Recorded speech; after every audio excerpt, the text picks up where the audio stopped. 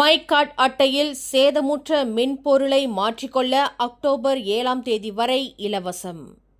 மக்கள் தங்களின் my card அட்டையில் சேதமுற்ற மென்பொருளை தேசிய பதிவு இலாகா அலுவலகமான JPN-இல் வரும் அக்டோபர் 7ஆம் தேதி வரை இலவசமாக மாற்றிக்கொள்ளலாம் என்று உள்துறை அமைச்சர் டத்தோஸ்ரீ சைஃபுடின் நசுட்டியோன் இஸ்மாயில் அறிவித்துள்ளார்.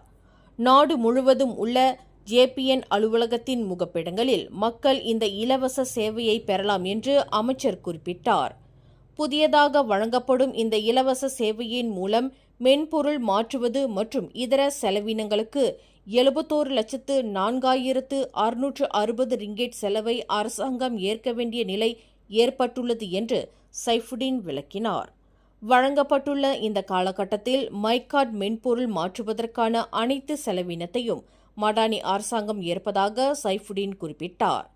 பெட்ரோல் RON 95 உதவித்தொகைக்கான பூடி 95 திட்டத்தில் தகுதி வாய்ந்த மலேசியர்கள் நன்மை அடையும் அதே வேளையில் அந்த திட்டம் சுமூகமாக நடைபெறுவதை உறுதி செய்வதற்கு மை கார்டு அட்டையில் தொழில்நுட்ப பிரச்சினை இருக்கக்கூடாது என்று அமைச்சர் விளக்கினார். மேலும் செய்திகளை தெரிந்து கொள்ள கீழே இருக்கும் பெல் பட்டனை அழுத்துங்கள். உங்கள் மகிழ்ச்சியை வெளிப்படுத்த லைக் மற்றும் ஷேர் செய்யுங்கள். தொடர்ந்து திசைகளோடு இணைந்திருக்க சப்ஸ்கிரைப் செய்யுங்கள்.